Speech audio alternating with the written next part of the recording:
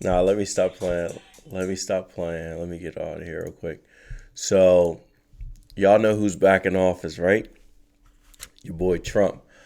So, I'm super excited. All politics aside, everybody that traded with Trump back in 2020, you know exactly how crazy the market was, right? And I'm excited for that volatility. I loved trading when he was in the office, and I think that we're in for, if not as crazy of a ride, even wilder ride with his second term. So, with that being said, I just want to go over some things I'll be watching this week in the market and seeing how day one and week one of a Trump administration goes. So, if we take a look here at the economic calendar, right, we got some data here at 10 a.m. On Wednesday. We also have jobless claims on Thursday at pre-market, and then we have some news that comes out like 15 to half an hour into the market open. PMI, existing home sales and consumer sentiment on Friday. So nothing super crazy, kind of routine data that we look for on a week-to-week basis, but something to keep an eye out on. Let's dive into the charts now. Let me see, trading view. There we go. SPY, right? Let's look at SPY first. So SPY is sitting right here above this 597 level, 598. And what I would like to see is we get back above like 598.2.3. It's got room back in the 600, 650, right? If we break above 600, 600.5, we have room right into this major supply here at 602, 603.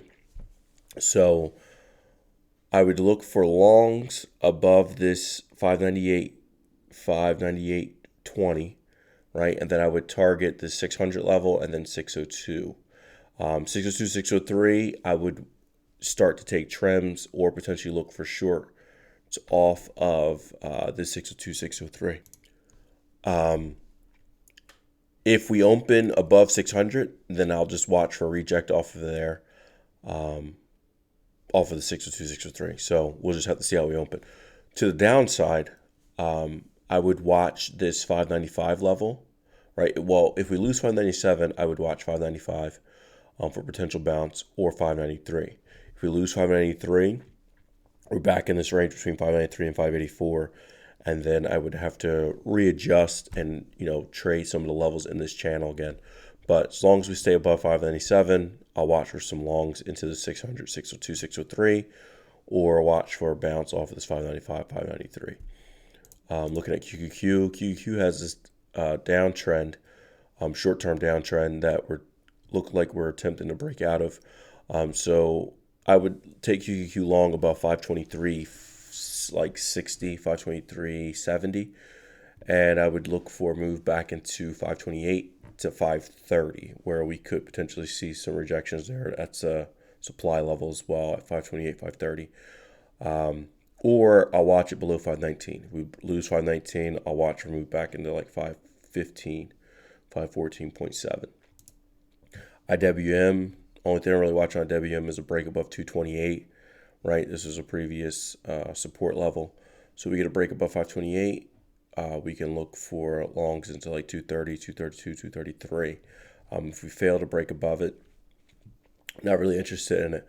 You can also trade this 222, 223 level as well. If we hold here, you can look for longs off this level. If we don't hold, then we can look for shorts below 220, 222.50 back into this 220 level. So that will be what I'll be watching on IWM. Not one of my main watches, but something to keep an eye out on. As far as individual names, I'll be watching NVIDIA. I would like to see NVIDIA break above this 138.50 level, right? We get above 138.50, it's got room right back into 140, 141. That's really the only thing I'll be watching NVIDIA. If we lose this 921, We do have a little bit of demand here. We can watch off this 135.50, 135 level. And if it loses 135, then I would look to go short below that level. So watch 138.50 above 138.50, and then we got room into 140, 141. As far as earnings this week, we do have Netflix and Texas Instruments. So I'll be watching those two. I don't have any levels really that I want to watch on it yet until earnings come out, but I will be posting the levels and what I'm looking for post earnings on my Instagram. So stay tuned for that. But that's pretty much all I'll be watching this week. I definitely want to watch some of the other individual names, but I want to wait to see how the market plays out this week. But Nvidia is something that I'll be watching.